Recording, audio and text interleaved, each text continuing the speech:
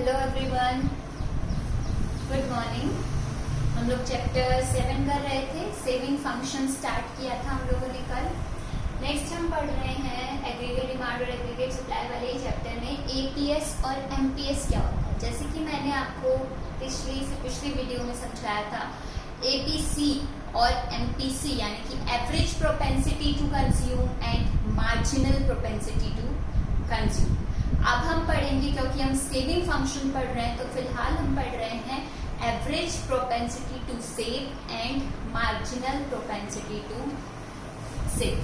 ठीक है, आपको मैंने बताया था कि income is equals to consumption plus savings. ये चीज हमेशा याद रखनी है कि इनकम का एक पार्ट हम कंज्यूम कर देते हैं और एक पार्ट हम सेव करते हैं। ठीक है, तो हम कंजम्पशन फंक्शन पढ़ चुके हैं, फिलहाल हम पढ़ रहे हैं सेविंग फंक्शन। ठीक है, चलो स्टार्ट करते हैं। तो एज वी नो कि average propensity to average propensity to save क्या दिखाएगा हमें? रेशियो दिखाएगा सेविंग्स, टोटल सेविंग्स और टोटल इनकम के बीच में, यानी कि S अपॉन में Y। क्योंकि हमें पता है कि जो आपका सेविंग फंक्शन होता है वो क्या दिखाता है आपको? Propensity to save. तो हमें यहाँ पर क्या निकालना है? उसका एवरेज निकालना है। तो हम क्या देखेंगे? सेविंग्स में क्या, सेविंग्स कितनी है जब हमारी इनकम कितनी है। मान लो मेरी इनकम है 150, तो उस समय पे मैं कितना सेव कर रही हूँ? मान लो 40 रुपए। ठीक है, तो ये क्या दिखा रहा है मेरे को? Average propensity to save. Average propensity to save क्या होता है? It is a ratio between saving, total savings and total income. Next हम पढ़ेंगे मार्जिनल प्रोपेंसिटी टू सेव। हमें नाम से ही पता है, मार्जिनल का मतलब होता है change. Propensity to save saving function में होता ही है, तो हम चेंज किससे दिखाते हैं? इस डेल्टा से दिखाते हैं। तो हम यहाँ पर क्या दिखाएंगे? It is a ratio between change in savings with respect to change in income. Income में जब चेंज आ रहा है, जब एडिशन हो रहा है, तो आपकी सेविंग्स में कितना चेंज होएगा? क्योंकि हमें पता है कि आपका सेविंग और जो इनकम है वो डायरेक्टली प्रोपोर्शनल है, तो इसीलिए दोनों में कैसा चेंज, दोनों में रिलेशन कैसा है? पॉजिटिव। पॉजिटिव है, तो जब इनकम इंक्रीज होगी तो आपकी सेविंग्स भी इंक्रीज ही होंगी।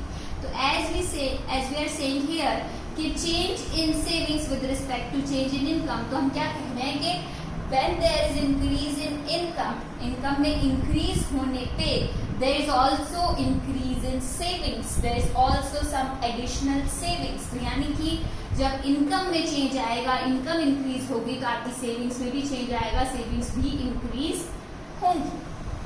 ठीक है, तो it is a ratio between additional savings and additional income. फिर हम सबको पता है कि स्लोप जो होता है कैसे निकालते हैं? Change in y axis upon change in x axis. y axis पे हमारे यहाँ पर सेविंग्स था, x एक्सेस पे मैंने आपको कल बताया था कि आपकी इनकम होती है, तो इसीलिए चेंज इन सेविंग अपॉन में चेंज इन इनकम। और चेंज किससे दिखा रहे हैं हम? एमपीएस से दिखा रहे हैं। तो यानी कि जो आपका स्लोप है एस फंक्शन का, वो हमेशा आप किससे दिखाओगे? एमपीएस से दिखाओगे। कभी भी एपीएस से शो नहीं कर सकते, क्योंकि उसके अंदर हम चेंज नहीं देख रहे। चेंज सिर्फ हम किस में देखते हैं? मार्जिनल प्रोपेंसिटी टू सेव के अंदर। उसी के अंदर हम change in saving with respect to change in income देखते हैं। आ गया समझ एपीएस और एमपीएस? एपीएस क्या होता है? एस अपॉन में Y, savings, total savings with respect to total income. MPS क्या होता है? Additional savings with respect to additional income. अब हमने कल स्लोप ऑफ एस फंक्शन तो पढ़ लिया था, जो कि मैंने अभी फिर से बताया। अब slope of straight line S function. अगर स्ट्रेट लाइन एस फंक्शन होगा तो क्या होगा? सेम वही कॉन्सेप्ट है जो कि स्ट्रेट लाइन सी फंक्शन में था, यानी कि straight line consumption function straight होता है तो क्या होता है? उसके हर एक जगह पर जो भी आप स्लोप देखोगे वो कांस्टेंट होगा। सेम चीज यहाँ होगी। स्ट्रेट लाइन एस फंक्शन का जो स्लोप होगा हमेशा क्या होगा? कांस्टेंट होगा। क्यों? जैसे हमने कल ऐसे देखा था, y axis, negative y axis, इधर है आपका x एक्सिस। तो सेविंग फंक्शन हमेशा नेगेटिव से चल के ऐसे पॉजिटिव आता है। तो अगर मैं यहाँ पर कहीं पर भी इसका चेंज देखूंगी तो हर जगह जो इसका चेंज है, यानी कि हर जगह जो इसका स्लोप है, यानी कि हर जगह जो इसका एमपीएस है वो क्या आएगा? कांस्टेंट आएगा, क्योंकि हर एक कर्व में ऐसा ही होता है, कोई भी स्ट्रेट लाइन कर्व क्या देता है, कांस्टेंट स्लोप ही देता है। और यहाँ पर क्योंकि हमको पता है कि जो स्लोप है वो किसके बराबर है, मार्जिनल प्रोपेंसिटी टू सेव के बराबर है, तो इसलिए हम कह सकते हैं कि जो स्ट्रेट लाइन एस फंक्शन होगा उसका जो स्लोप होगा वो कांस्टेंट होगा, या फिर उसका जो एमपीएस होगा वो कांस्टेंट होगा हर एक लेवल ऑफ इनकम पे। इनकम कितनी भी चेंज हो जाए, आपका जो ये स्लोप आएगा हर जगह क्या आएगा, सेम ही आएगा, कांस्टेंट ही आएगा। ठीक है, एग्जांपल देखते हैं। सेविंग फंक्शन मान लो हमारा लीनियर है। अच्छा हाँ, मैंने उस दिन भी बताया था आपको कि जब कांस्टेंट होता है तो उसको हम दूसरा नाम क्या दे सकते हैं, वो था आपका लीनियर कंजम्पशन फंक्शन, ये हो जाएगा आपका लीनियर सेविंग फंक्शन। तो ये हो गया आपका लीनियर सेविंग फंक्शन। ठीक है, आगे समझ। एग्जाम्पल में क्या ले रहे हैं कि हमारे पास जो सेविंग फंक्शन है वो लीनियर है और एमपीएस जो गिवन है वो 0.2 है। तो लीनियर का मतलब है कि जो आपका कर्व है वो स्ट्रेट लाइन है, स्ट्रेट लाइन होने के कारण हमेशा जो स्लोप है वो कांस्टेंट रहेगा, यानी कि जो आपका ये एमपीएस गिवन है वो हमेशा कांस्टेंट रहेगा हर एक लेवल ऑफ इनकम पे। इनकम में कितना भी चेंज आ जाए, स्लोप या एमपीएस हमेशा 0.2 का 0.2 ही रहेगा। तो इससे क्या प्रूव होता है कि जितनी भी बार आपकी इनकम में इंक्रीज होगा हमेशा 1 का 0.2%, 0.2 कितना हो जाएगा 20%, तो 20% आप क्या करोगे, हमेशा सेव ही करोगे।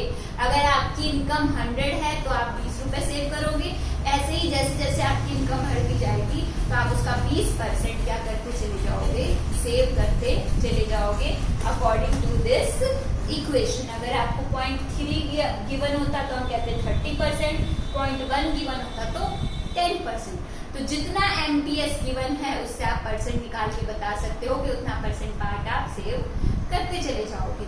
यही सेम कॉन्सेप्ट उस दिन मैंने आपको कंजम्पशन फंक्शन में भी बताया था कि अगर आपका कंजम्पशन फंक्शन लीनियर है और एमपीसी मान लो 0.5 दे रखा है, तो यानी कि आप 50% कंजम्पशन करोगे हर एक बार इनकम इंक्रीज होने पे। कितनी भी इनकम हो उसका 50% आप हमेशा कंज्यूम ही करोगे। आ गया समझ। नेक्स्ट है आपका algebraic presentation of S function. S function का हम एल्जेब्रिकली प्रेजेंट कैसे करेंगे। सी फंक्शन का क्या था, ये हटा देती हूँ ताकि मैं वो अच्छे से समझा सकूं।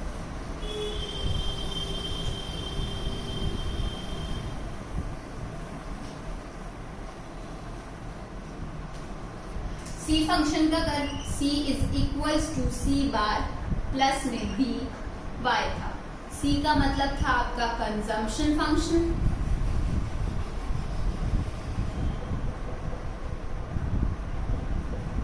ये क्या था आपका ऑटोनॉमस कंजम्पशन, जो कि क्या दिखा रहा था कि इनकम 0 होगी उस समय पे वैल्यू ऑफ सी क्या होता है। बी क्या था आपका एमपीसी था और वाई क्या था आपका इनकम था, राइट। अब क्या हो गया है, सेविंग फंक्शन पढ़ रहे हैं, तो saving function s is equals to minus का सी बार प्लस में 1 माइनस बी इंटू में y। ये आपकी अलजेब्रिक इक्वेशन है सेविंग फंक्शन की। क्या चेंजेस आए इसके अंदर, c की जगह कंजम्पशन फंक्शन की जगह तो हमने s कर दिया, जो कि क्या होता है आपका सेविंग फंक्शन। यहाँ पर s क्या मतलब है, सेविंग फंक्शन। उसके बाद इस इक्वेशन में हमने लिया था सी बार। सी बार क्या दिखा रहा था आपको, ऑटोनॉमस कंजम्पशन दिखा रहा था। ऑटोनॉमस कंजम्पशन यानी कि आपकी इनकम 0 होने के ऊपर आप कितना कंजम्पशन करते हो, यानी कि आपकी वैल्यू ऑफ सी क्या है, राइट। तो इनकम 0 होने पे सी बार प्रेजेंट कर रहा है आपकी वैल्यू ऑफ सी। वहां पर हमने माइनस सी बार लिया, क्यों लिया अभी बताते। इनकम क्या होता है, कंजम्पशन प्लस सेविंग होता है। मैंने यहाँ पे भी दिखा रखा है ये चीज, फिर से बता रही हूँ। तो हम यहाँ पर हमेशा इनकम 0 पे लेते हैं, तो इनकम 0 है और कंजम्पशन मान लो 20 रुपए कर रही हूँ, निकालनी है सेविंग्स।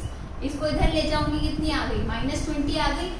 तो दोनों बराबर है, सिर्फ क्या डिफरेंस है, कंजम्पशन फंक्शन के टाइम पे सी बार है तो वैल्यू सेम है। सेविंग फंक्शन में सिर्फ क्या हो गया, इसके आगे नेगेटिव लग गया है। इसलिए हमने इस इक्वेशन में क्या लिया है, माइनस का सी बार लिया है। ठीक है, आगे समझ में माइनस का सी बार लेने की वजह। अब इसके अंदर था यहाँ पे b और यहाँ ले लिया हमने 1 माइनस बी। क्यों लिया अभी बताते हैं। b का मतलब कंजम्पशन फंक्शन में क्या था, marginal propensity to consume. 1 minus B का मतलब उधर है मार्जिनल प्रोपेंसिटी टू सेव। इसका क्या मतलब होता है, यहाँ पर हमने b लिया और यहाँ पे 1 माइनस बी क्यों लिया, क्योंकि मार्जिनल प्रोपेंसिटी टू कंज्यूम और मार्जिनल प्रोपेंसिटी टू सेव को जब हम ऐड कर देते हैं तो हमें 1 वैल्यू देते हैं। इसी तरह एवरेज प्रोपेंसिटी टू कंज्यूम और एवरेज प्रोपेंसिटी टू सेव को ऐड कर देते हैं तो हमें 1 वैल्यू देती है। ये दोनों आपकी इक्वेशंस गिवन होती है। मैं बाद में आपको रिलेशंस पढ़ाती उस समय बताती हूँ, पर फिलहाल जरूरत थी तो इसलिए बता रही हूँ। एपीसी फिलहाल भूल जाओ, फिलहाल देखो कि एक एमपीसी और एमपीएस को जब हम ऐड करते हैं तो क्या देता है, हमें 1 वैल्यू देता है। हमने इस वाली इक्वेशन में एमपीसी को b माना है तो b plus MPS is equal to 1। तो एमपीएस की वैल्यू निकालेंगे तो क्या हो जाएगी, 1 माइनस बी हो जाएगी। इसीलिए हमने यहाँ पर 1 माइनस बी का इस्तेमाल किया और y की जगह तो y है। तो सिर्फ क्या डिफरेंस आया है, c की जगह आ गया s, c बार की जगह आ गया माइनस का c बार। क्यों, क्योंकि यहाँ पर जो कंजम्पशन पॉजिटिव होता है, सेविंग्स नेगेटिव होती है जब आपकी इनकम 0 होती है। b की जगह आ गया 1 माइनस बी। क्यों आ गया, क्योंकि b है एमपीसी और एमपीसी और एमपीएस का सम 1 के बराबर है, तो ये 1 माइनस बी के बराबर हो गया। तो यहाँ पर हमने 1 माइनस बी ले लिया और इनकम की जगह इनकम ही रहा। ठीक है, समझ में आ गया यहाँ तक इक्वेशन, अलजेब्रिक इक्वेशन। सिर्फ क्या डिफरेंस है, c की जगह c बार की जगह माइनस c बार है। क्यों है अभी मैंने बताया, क्योंकि जो आपका इनकम 0 होती है उस समय जो कंजम्पशन होती है वो तो c बार से प्रेजेंट होती है। तो ये पॉजिटिव 20 है तो सेविंग्स आपकी माइनस 20 हो जाएंगी, तो इसीलिए आपका सेविंग्स किसके बराबर हो जाएगा, माइनस का c बार के बराबर। ठीक है, फिर b की जगह माइनस 1 बाय बी है, क्योंकि एमपीसी और एमपीएस के सम को हम 1 के बराबर मानते हैं तो इसलिए ये b होगा, तो ये 1 माइनस बी हो जाएगा और इनकम का इनकम सेम रह जाएगा। अब हम एक अलजेब्रिक इक्वेशन से दूसरी को कैसे निकाल सकते हैं, डेरिवेट कैसे कर सकते हैं, एक से दूसरा कर्व कैसे डेरिवेट कर सकते हैं और दोनों के बीच के रिलेशन जो मैंने अभी बताए, ये चीज रह गई है जो कि हम नेक्स्ट वीडियो में पढ़ेंगे। इसमें किसी को भी कोई भी डाउट लग रहा हो तो पूछ लेना और इससे रिलेटेड क्वेश्चंस दूंगी आज या कल में, वो सॉल्व करके दिखाना। ठीक है, थैंक यू।